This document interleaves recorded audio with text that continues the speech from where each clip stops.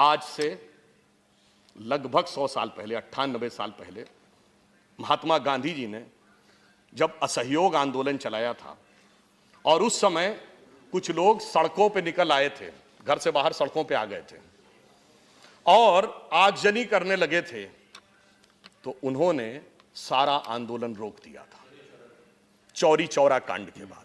और उन्होंने कहा था कि मैं, यद्यपि उनका कोई व्यक्तिगत नहीं, उन्होंने कहा था मैं नेता के नाते इसका व्यक्तिगत अपने ऊपर दायित्व लेता हूं, हिंसा का कोई स्थान नहीं हो सकता, प्रतिक्रिया का कोई स्थान नहीं हो सकता, स्वराज्य में सबसे पहले स्वानुशासन हो सकता है। और इतना ही नहीं, लाला लाजपत राय, आप सबको शायद ध्यान हो, 1920 में कांग्रेस के अध्यक्ष थे, उन्होंने क्या बोला कि हमारा आंदोलन विफल हो गया, पर हमारी विफलता हमारे नेता की विराटता और महानता की तुलना में बहुत छोटी है। आज 100 साल के बाद सड़क पे आओ और आर पार की लड़ाई करो, वही पार्टी है, वही लोग हैं। 1919 में मोतीलाल नेहरू जी कांग्रेस के अध्यक्ष थे, आज भी वही परिवार के अध्यक्ष हैं। गांधी वो महात्मा गांधी थे, ये आज के गांधी हैं और आके कह रहे हैं कि आर पार की लड़ाई की बात करो। सभापति महोदय, आप समझ सकते हैं कहां से कहां पहुंच गए। नहीं बैठिए आप। अरे साहब आप बताइए ना, आर पार की बात किसने की थी सड़क पे आके? आर पार की बात 16 अगस्त 1946 को डायरेक्ट एक्शन के लिए हुई थी। इसलिए मैं कहना चाहता हूं, इतनी विराट पार्टी, इतना विराट नेता, इतना वरिष्ठ व्यक्ति, और इसके बावजूद ये आपके लिए विचार करने का विषय है। सभापति महोदय, मैं सिर्फ ये कहना चाहता हूं कि गांधी, महात्मा गांधी से आज के गांधी तक आते आते ये कहां से कहां तक पहुंच गए। हाँ, ये बताइए, आर पार की लड़ाई की बात करना गांधीवाद है, गोडसेवाद है? बताइए, मैं आपसे पूछना चाहता हूं। हाँ, अब आइए, अब मैं आपसे एक बात कहता हूं, सुनिए। सुधांशु जी, आप सीधा सभापति महोदय, यदि ये इस विषय पे कहना चाहते हैं तो एक पंक्ति में कहना चाहूंगा। महात्मा गांधी कोई व्यक्ति नहीं थे, कोई हाड़ मास का व्यक्ति नहीं था, वो एक विचार था, एक वैचारिक अधिष्ठान थे, वो राष्ट्रपिता थे। मगर महात्मा गांधी का, हाँ मैं जवाब दे रहा हूं, अरे मैं जवाब दे रहा हूं आपको सभापति जी, कि ये दंगे भारत की बड़े विचित्र प्रकार के दंगे हुए। सामान्यतः दंगे इस प्रकार से होते हैं, कोई घटना हो जाती है, उसकी प्रतिक्रिया होती है, परंतु ये दंगे ऐसे हुए जहां पे कोई एब्रप्ट रिएक्शन नहीं हुआ, तात्कालिक भीषण प्रतिक्रिया नहीं, धीमी धीमी आंच पर 2.25 महीने से उसे उबाला जा रहा था। जैसे तंदूर की आंच को बढ़ाया जाता है कि हीट को उस एक्सटेंट तक ले जाया जाए। ये एकमात्र ऐसे दंगे हुए जहां अधिकांश विपक्षी दलों की तरफ से, बड़े बड़े नेताओं की तरफ से कभी किसी के द्वारा शांति संयम की अपील नहीं आई। बयान और सोशल मीडिया पर रिएक्शन अक्सर उकसावे वाले आए। ये दंगे एक ऐसे आंदोलन के द्वारा संचालित हुए जो भारत की राजनीति का अद्भुत और अपूर्व आंदोलन था। जितने भी आंदोलन होते हैं, कोई ना कोई प्रतिनिधि होता है, कोई ना कोई पॉइंटेड चार्टर ऑफ डिमांड होता है। अन्ना आंदोलन हुआ तो बाकायदा प्रतिनिधि थे, केजरीवाल जी संयोजक बने थे, आज तक वो अपने को संयोजक ही कहते हैं। बिंदुवार मांग थी, अमुक अमुक भ्रष्टाचार के केस में कार्रवाई की जाए। श्री राम जन्मभूमि का आंदोलन हुआ तो श्री राम जन्मभूमि न्यास समिति भी थी, और तथाकथित बाबरी मस्जिद एक्शन के लिए बाबरी मस्जिद एक्शन कमेटी भी थी, उनकी बिंदुवार मांग थी। आपातकाल का आंदोलन जेपी जयप्रकाश जी संयोजक थे। अरे आजादी के जमाने में वेबल प्लान हुआ तो स्पेसिफिक मांग थी कि मुस्लिम लीग और उनसे अलग बात नहीं होगी। साइमन कमीशन का आंदोलन हुआ तो स्पेसिफिक मांग थी कि भारतीय का प्रतिनिधित्व अवश्य होगा, अन्यथा स्वीकार नहीं होगा। रोलेट एक्ट आया तो स्पेसिफिक मांग थी कि बगैर मुकदमा चलाए किसी को अंदर नहीं रखा जाएगा। परंतु सभापति महोदय, यहां पर ना कोई प्रतिनिधि था, ना कोई डिमांड थी। और मजेदार बात क्या है कि मीडिया में प्रतिनिधि उपलब्ध थे। मैंने अनेक प्रतिनिधियों के साथ रेगुलर टीवी डिबेट की है और कोई आके उन्हें नहीं रोकता था कि ये मेरे प्रतिनिधि नहीं है। तो आश्चर्य की बात यह है कि मीडिया से बात करने के लिए प्रतिनिधित्व था। जब गृह मंत्री जी ने कहा कि भाई मेरे दरवाजे खुले हैं, किसी भी समय कोई आना चाहे हम रात को 3 बजे भी तैयार हैं, तो कोई प्रतिनिधि नहीं था। जब सर्वोच्च न्यायालय ने बात करने को भेजा तो प्रतिनिधित्व तो नजर नहीं आ रहा था। इससे लेकर मन में संदेह उत्पन्न होता है। एक और दृष्टि से यह भारत का एक विचित्र दंगा था। पहली बार जब कोई विदेशी राष्ट्राध्यक्ष यहां पर था तब यह शुरू हुआ। एक और बात के लिए भी यह विचित्र दंगा है कि बाकायदा राष्ट्राध्यक्ष के आने से एक सप्ताह पहले आह्वान किया गया कि जब डोनाल्ड ट्रंप आएंगे तो अमुक अमुक को निकलकर सड़कों पर आना है 17 फरवरी को। तो इससे मन में संदेह और गहरा हो जाता है। और इतना ही नहीं, इसकी शुरुआत कहां से हुई? अभी आदरणीय कपिल सिब्बल जी ने कहा वायरस यहां से शुरू हुआ, वहां गया। मैं तो कहता हूं वायरस तो बहुत बाहर से शुरू होकर आया। 14-15 दिसंबर को बाकायदा भारत के दूतावासों पर प्रदर्शन का आयोजन किया गया। आज तक हमने यह सुना था कि विदेशों में जाकर विदेश के दूतावासों पर प्रदर्शन होता है, यह भारत के दूतावासों पर प्रदर्शन ओवरसीज कांग्रेस के द्वारा, यह बात तो समझ से परे थी। खैर, किसी सांसद से मिले, उसका डिनायल कर दिया कि हमसे कोई मतलब नहीं था। परंतु सभापति महोदय, मुझे यह समझ में नहीं आता कि मैं यह तस्वीर देखता हूं लंदन में आदरणीय मनमोहन सिंह जी की तस्वीर लगा के, आदरणीय सोनिया जी की तस्वीर लगा के कुछ लोग प्रदर्शन कर रहे हैं, और बाकायदा ऐसे लोग जिनके पदाधिकारियों के नाम उनकी वेबसाइट पर हैं, उनके बयान अवेलेबल हैं। अरे भाई, अपनी सरकार को सुनाने के लिए यहां बात कही जाती है, बाहर किसको सुनाने के लिए बात कही जाती है? विदेशी मीडिया में 4 बातें निकलती हैं, बड़ी प्रसन्नता होती है। विदेश का कोई संस्थान प्रश्न पूछ ले तो बड़ी प्रसन्नता होती है। और डोनाल्ड ट्रंप जी के दौरे के दौरान क्यों किया जा रहा था? ताकि विदेश में बात हो।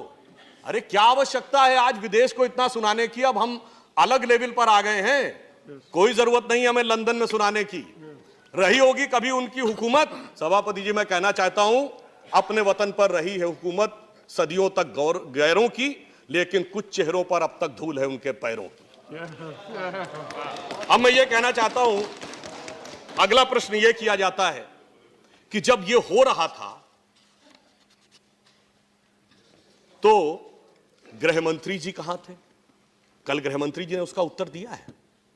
आप यह समझिए, जब अमेरिका का राष्ट्रपति भारत के दौरे पे हो, जिसका थ्रेट परसेप्शन वर्ल्ड में नंबर 1 रहता है, और खासकर तब जब बगदादी और सुलेमानी की घटना के बाद हो, तो थ्रेट परसेप्शन कितना हाई होगा।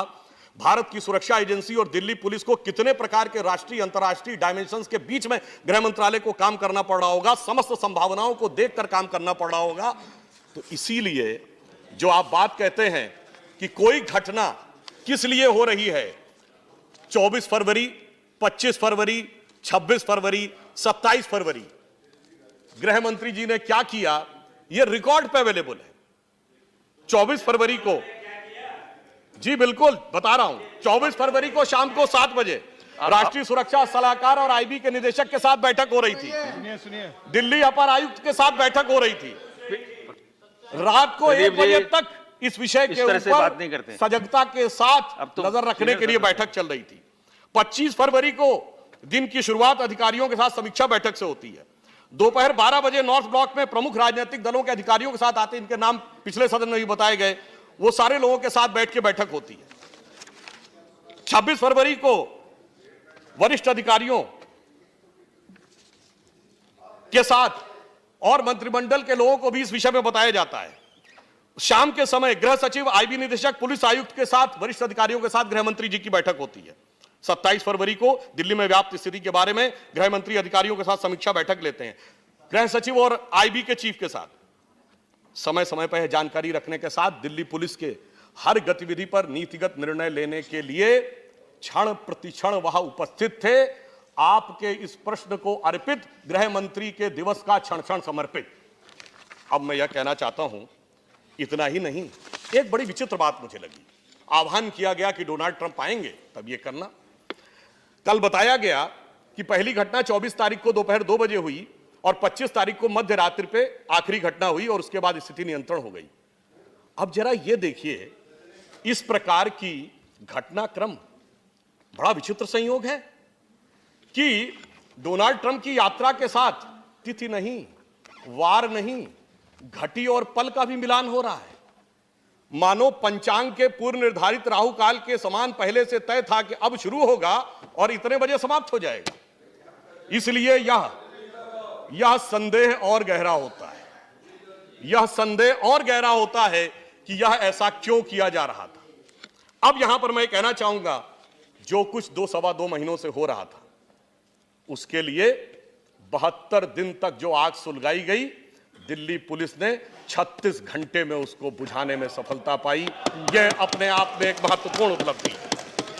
आपने तमाम वीडियो देखे होंगे, अभी कपिल सिब्बल जी ने भी कहा हाईली डेंसली पॉपुलेटेड इलाका है, शायद भारत ही नहीं एशिया का सबसे डेंसली पॉपुलेटेड इलाका है। इसके बावजूद आपने कभी देखा कि पुलिस पीछे हट रही है, पुलिस भाग रही है, पुलिस का एक जवान शहीद हुआ, पुलिस के एक डीसीपी का हेलमेट टूट गया। हेलमेट नॉर्मल प्रक्रिया में नहीं टूटता है जब तक बहुत हैवी रॉड के साथ बार बार ना आघात किया जाए। इसके बावजूद मुख्य सड़कों पर कार्रवाइयां नहीं हुई। टॉप के पीक के आवर्स में ऐसा तक सुनने में आया कि प्रति मिनट 10 से 12 पीसीआर कॉल्स आ रही थी। आप सोच सकते हैं उस परिस्थिति में जिस प्रकार की दक्षता का परिचय दिल्ली पुलिस ने दिया है, मेरे विचार से तो वह अत्यंत सराहनीय है। हाँ, एक बात जरूर हो गई है कि आजकल इस समय दिल्ली पुलिस की हालत बेचारा इराक की तरह हो गई है। आप कहेंगे इराक क्यों? अब ये समझिए, अमेरिका को बम गिराना है सुलेमानी के लिए तो इराक की धरती पे, और जब ईरान को अमेरिका के लिए गिराना है तो इराक की धरती पर उनके किसी उस पे गिराना है। जिसको मौका मिल रहा है वो उन्हीं पे आघात करने का प्रयास कर रहा, परंतु सुरक्षा बलों के मनोबल के साथ हमें इस बात का ध्यान रखना चाहिए। एक अन्य बात, हेट स्पीच के बयान। सभापति महोदय, मैंने सुना था कुछ लोग भविष्य दृष्टा होते हैं। मैंने यह भी सुना था कि आइंस्टीन ने टाइम ट्रेवल की थ्योरी दी थी कि समय में आगे जाया जा सकता है, और वह क्षमता मुझे अद्भुत अपने विपक्षी नेताओं के तर्कों में नजर आती है। 20 जनवरी को अनुराग ठाकुर का बयान, 28 जनवरी को प्रवेश वर्मा का बयान, 24 फरवरी को कपिल मिश्रा का बयान, और इन सब चीजों के लिए आह्वान 14-15 दिसंबर को। ये 1.5 महीने पहले उनको समझ में आ गया था कि भविष्य में ये होने वाला है, इसलिए वो सारी क्रिया प्रतिक्रिया उसी समय से आनी शुरू हो गई। और दूसरी तरफ आप समझिए ना, वायरस की उत्पत्ति समझिए और वायरस की प्रवृत्ति समझिए। अब मैं यह भी कहना चाहता हूं कि दूसरी तरफ के बयान नहीं, उनके बारे में विचार नहीं करना चाहिए। फ्री कश्मीर, उसका मतलब कुछ और था। आसाम को परमानेंट काटना, उसका मतलब कुछ और था। हिंदुओं से आजादी, मतलब कुछ और था। 15 करोड़ बनाम 100 करोड़, ये सब बातों का मतलब कुछ और था। इतना ही नहीं, एक सज्जन ये तक कह देते हैं कि न संसद पे भरोसा, न सर्वोच्च न्यायालय पे भरोसा। नौजवानों बाहर आओ, सड़क पे निर्णय होगा। ऐसे कहने वाले लोग हर्ष का मंजर नहीं, तबाही का मंजर लाते हैं। यह आपको समझ लेना चाहिए। इसलिए मैं ये कहता हूं कि यह जो कुछ हुआ, कहां से शुरू हुआ? जो कहा गया उसे सुना ना माना जाए, जो नहीं कहा गया उसे सुना मान लिया जाए, जो सीएम ने नहीं लिखा उसे पढ़ा मान लिया जाए, और आपकी कमेटियों ने जो लिखा था उसे ना माना जाए। विचित्र तर्क है। अब इसका आगाज कहां से होता है? अमानत में खयानत के साथ। एक अमानती का खयानती बयान, और एक कांग्रेस के पूर्व एमएलए साहब जो शुरू में ही 15 तारीख को ही इन तमाम चीजों में मुलव्विस पाए गए थे। और ये कोई नए नहीं है, प्रवृत्ति समझिए मान्यवर, ये वही है कि जब दिल्ली में औरंगजेब के रोड पर नाम बदला गया था तो आके धरना दिए थे कि कलाम साहब पे नहीं, औरंगजेब के नाम पे होना चाहिए। ये वही है। अब आप आइए, उसके बाद क्या हुआ? बढ़ते बढ़ते कहां पहुंचा? उसके मकान पर, जहां पर पूरी दुनिया को जग जाहिर दिख रहा था कि वो किसका मकान है। उसके ऊपर हथियारों का जखीरा, पेट्रोल बमों का जखीरा। और इतना ही नहीं, जो कुछ दिल्ली पुलिस के अधिकारी अंकित शर्मा के साथ हुआ, मैं ये पूछना चाहता हूं वो किस तरह की प्रवृत्ति को दर्शाता है। अभी आपने कहा दंगों की संख्या की बात, तो मैं ज्यादा विस्तार में न जाते हुए सिर्फ यह कहना चाहूंगा कि इस देश में अनेक बार दंगे हुए हैं। आधिकारिक सूत्रों के अनुसार जिन दंगों में 100 से अधिक लोग आधिकारिक आंकड़ों में मारे गए, जिनको कि हम कह सकते हैं बड़े भीषण भयानक विभत्स दंगे, कौन?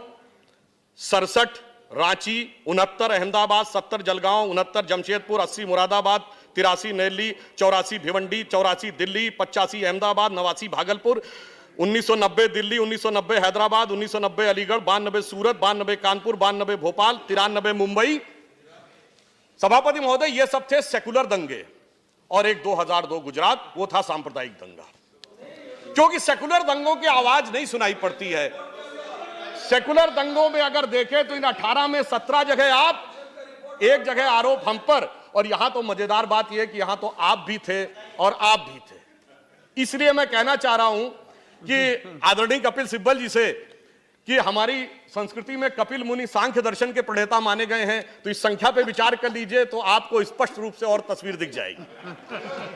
अब मैं आना चाहता हूं इस विषय पर कि जो कुछ अंकित शर्मा के साथ हुआ, आप सोचिए यह प्रवृत्ति क्या है। यह बात माना जा सकता है कोई दंगा हो गया, किसी ने किसी को मार दिया, किसी ने किसी पे आघात कर दिया, एक दो चाकू मारे, माना जा सकता है कि प्रतिक्रिया आक्रोश और दंगे में हो गया। 400 चाकू, यह कौन सी प्रवृत्ति है? सभापति महोदय, यह छत विछत शव को करने की प्रवृत्ति वही है जहां सरहद पर सर काटे जाते थे। यह वही प्रवृत्ति है जब जवानों के शरीर के छत विछत टुकड़े भेजे जाते थे। यह सिर्फ घटना नहीं थी, यह संदेश था। यह किन प्रवृत्तियों का संदेश है? यह उन प्रवृत्तियों का संदेश है जो कि राष्ट्र के विरुद्ध कार्य करने के लिए सतत प्रयत्नशील हैं, आज से नहीं बरसों से। मैं एक विषय आपके सामने रखना चाहता हूं। यह पाकिस्तान की सीनेट कमेटी की रिपोर्ट है, अक्टूबर 2016। आप में से कोई चाहे तो वेबसाइट से डाउनलोड कर सकते हैं। अब देखिए उसमें बिंदु क्रमांक 8 पर क्या लिखा जा रहा है।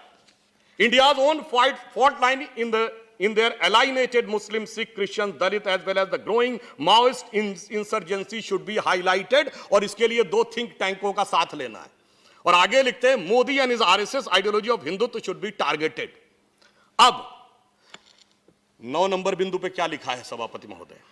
The comprehensive outreach to those segments of Indian public opinion which are opposed to Modi and his anti-Pakistan policies, including political parties, media, civil society organization, human rights groups should be reached. हम ये नहीं कह रहे हैं कि कोई जान के मिलना चाह रहा है, परंतु आप समझिए कि कितना गहरा षड्यंत्र हो सकता है।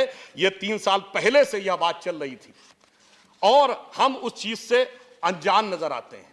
और मैं ये कहना चाहता हूं कि यदि आप इस बात को समझना चाहें कि जो कुछ हुआ, तमाम संगठनों के अकाउंट में पैसा आया और समय समय पे निकलता गया और उसी के साथ बहुत कुछ दिखता चला गया, क्या यह हमें समझ में नहीं आता कि यह षड्यंत्र कहां से शुरू हो रहा है? और मैं एक और बात कहना चाहता हूं, जब यह चीज आई है ना, अगर यह इस तरह की षड्यंत्र हमारे पड़ोस में की जा रही है तो कभी सीधे नहीं आता है, वो एक आवरण लेके आता है। रावण कभी सीधे सीता हरण करने नहीं आया था, साधु का वेश बना के आया था। और इस बार एक नया आवरण दिखाई पड़ा, आजादी। हमको चाहिए आजादी। साहब अध्यक्ष जी, मैं बचपन से लेके किशोरावस्था, वहां से युवावस्था पार कर गया, हमें तो यही पता था आजादी कांग्रेस ने दिलाई, किताबों में पढ़ा, गांधी बाबा ने दिलाई, नेहरू जी ने आजादी का संघर्ष किया। और अब कांग्रेस के नेताओं के ऐसे वीडियो आते हैं कि दूध में हुए बच्चों के सामने आजादी। अरे कौन सी आजादी?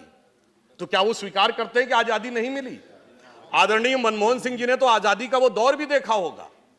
हमारे तो नेता प्रतिपक्ष जी के नाम में ही आजाद है, फिर भी उनकी पार्टी आजादी की डिमांड कर रही है। और मैं कहना चाहता हूं इस आजादी बहुत खतरनाक था। पहले इस आजादी में अंदर आए माओवादी, फिर अंदर घुसे नक्सलवादी, फिर इसमें घुसे जिहादी, फिर इसमें आए बगदादी और फिर इसमें आए जल्लादी, मगर नहीं दिखी आजादी। इसको देखकर मुझे सिर्फ यह लगता है कि जो कुछ किया गया, एक उत्तर प्रदेश के फैजाबाद के, उस समय तत्कालीन फैजाबाद के, आज तो उसका नाम अयोध्या है, एक बड़े मशहूर शायर हुए रफीक शादानी, उन्होंने उस दौर में दंगों और राजनीति को लेकर एक पंक्ति लिखी थी, वो मुझे बड़ी उचित प्रतीत होती है। उसमें एक प्रतीक है जो हम सब समझ सकते हैं, भारत की राजनीति में कुछ प्रतीक बड़े स्थापित हैं। जब जैसे आप किसी को कहें कि हाफ पैंट या काली टोपी, तो समझ में आ जाता था वो किसके लिए कहा जा रहा है। तो उन्होंने ये लिखा, न तो नमाजी न तो पुजारी, अवधी भाषा में, न तो नमाजी न तो पुजारी, तुम्हें मदारी तुम्हें शिकारी, जियो बहादुर खद्दरधारी। तो आगे मैं खुद जोड़ देता हूं, सब देखिन तुम्हारी किरदारी, खद्दरदारी मफलरधारी। इसलिए मैं आगे यह कहना चाहता हूं, हमें इस विषय के ऊपर यह भी समझना होगा कि षड्यंत्र कहां कहां से हो रहा है, तो हमें उसके ऊपर उतना अधिक गंभीरता से, सजगता से ध्यान भी रखना होगा। आजादी की बात करने वालों में हमें ध्यान रखना होगा कि ये कहीं हमारे लिए बहुत घातक किस्म का आंदोलन बनाने का षड्यंत्र तो नहीं है। आदरणीय अटल जी की एक कविता की पंक्ति शायद आप सबने सुनी हो तो याद आ जाए। आजादी पर उन्होंने लिखा था, अपने ही हाथों से अपनी कब्र न खोदो, अपने पांव कुल्हाड़ी आप न मारो, आप अपने आप कुल्हाड़ी आप न चलाओ, चाल पड़ोसी की समझो और आंखें खोलो, आजादी अनमोल न इसका मोल लगाओ। इसलिए मेरा मानना है कि ये इस प्रकार के जो विषय उठाए जा रहे हैं, ये देश के लिए अत्यंत खतरनाक। और मैं सिर्फ ये कहना चाहूंगा, आप सब लोग तो बहुत समझदार हैं, वरिष्ठ हैं, क्यों इस प्रकार की बात करते हैं? साहब, हिंदी के एक बड़े प्रसिद्ध कवि हुए हैं बिहारी लाल जी।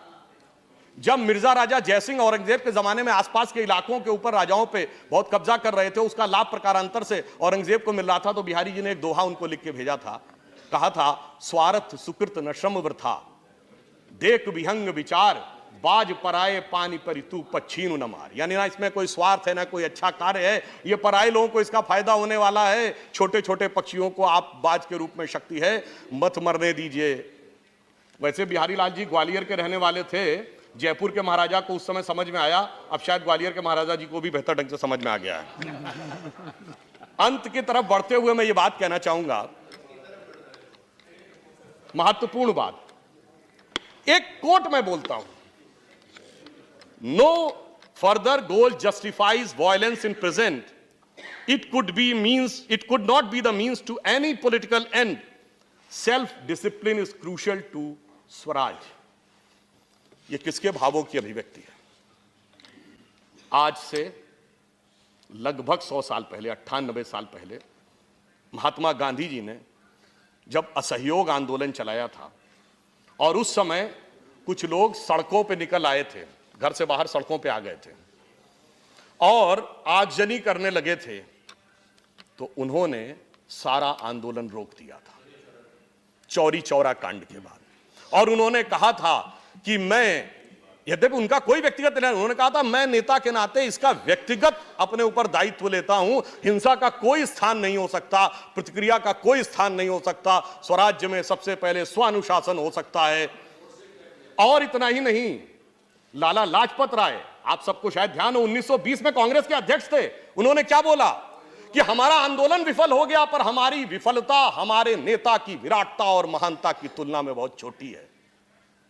आज 100 साल के बाद सड़क पे आओ और आर पार की लड़ाई करो, वही पार्टी है, वही लोग हैं। 1919 में मोतीलाल नेहरू जी कांग्रेस के अध्यक्ष थे, आज भी वही परिवार के अध्यक्ष हैं। गांधी वो महात्मा गांधी थे, ये आज के गांधी हैं, और आके कह रहे हैं कि आर पार की लड़ाई की बात करो। सभापति महोदय, आप समझ सकते हैं कहां से कहां पहुंच गए। नहीं बैठिए आप। हाँ जी, अरे साहब आप बताइए ना, आर पार की बात किसने की थी सड़क पे आके? आर पार की बात 16 अगस्त 1946 को डायरेक्ट एक्शन के लिए हुई थी। इसलिए मैं कहना चाहता हूं, इतनी विराट पार्टी, इतना विराट नेता, इतना वरिष्ठ व्यक्ति, और इसके बावजूद ये आपके लिए विचार करने का विषय है। सभापति महोदय, मैं सिर्फ ये कहना चाहता हूं कि गांधी, महात्मा गांधी से आज के गांधी तक आते आते ये कहां से कहां तक पहुंच गए। हाँ, ये बताइए, आर पार की लड़ाई की बात करना गांधीवाद है, गोडसेवाद है? बताइए, मैं आपसे पूछना चाहता हूं। हाँ, अब आइए, अब मैं आपसे एक बात कहता हूं, सुनिए। शोभा नहीं देता आपको। सुधांशु जी, आप सीधा सभापति महोदय, पार्टी में। यदि ये इस विषय पे कहना चाहते हैं तो एक पंक्ति में कहना चाहूंगा, महात्मा गांधी कोई व्यक्ति नहीं थे, कोई हाड़ मास का व्यक्ति नहीं था, वो एक विचार था, एक वैचारिक अधिष्ठान थे, वो राष्ट्रपिता थे। मगर महात्मा गांधी का, हाँ मैं जवाब दे रहा हूं, मैं जवाब दे रहा हूं, जवाब दे रहा हूं, छोड़ो इन्हें, छोड़ो। अरे मैं जवाब दे रहा हूं आपको। सभापति जी, महात्मा गांधी का, अरे सुनिए, कोई केवल सुधांशु जी का ही रिकॉर्ड में जाने वाला है, दूसरा कोई बोले तो जाएगा नहीं। सारा देश जानता है महात्मा गांधी का राजनीतिक दर्शन था राम राज्य, नित्य का भजन था रघुपति राघव राजा राम, अंतिम शब्द था हे राम, जो आज तक समाधि पे लिखा है। और जिस दिन 2007 में हलफनामा देके कहा गया कि राम थे ही नहीं, गांधी के व्यक्तित्व और आत्मा की हत्या उस दिन हुई।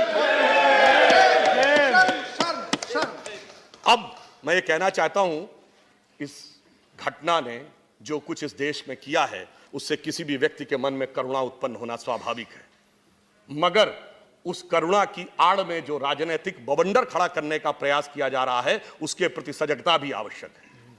आदरणीय नरेंद्र मोदी जी, जिन्होंने अपने जीवन में उस स्थिति से जाकर क्षण क्षण तरण तरण समर्पित करते हुए राजनीति के जिस मुकाम पे पहुंचे, और पद पर आने के बाद पहले दिन से उन्होंने जिस प्रकार की स्थिति देश में निर्माण करने का प्रयास किया, आज ये सब करके जो दिखाने का प्रयास किया जा रहा हो, तो मुझे लगता है शायद उनके मन से यह बात निकलती होगी कि अपने जीवन का व्रत देकर जिसको हाथों से पाला है, क्या वह केवल अवसाद मलिन झरते आंसू की माला है? वो आंसू की माला हम नहीं आने देंगे लोगों के आंखों में। और अंत में सिर्फ एक वाक्य कहूंगा, यह समझ लीजिए कि प्रधानमंत्री जी के तरफ से या सरकार की तरफ से कह रहा हूं कि तू अगर मेरे साथ नहीं है तो इसमें तेरी खता भी नहीं, क्योंकि हर शख्स मेरा साथ निभा सकता भी नहीं।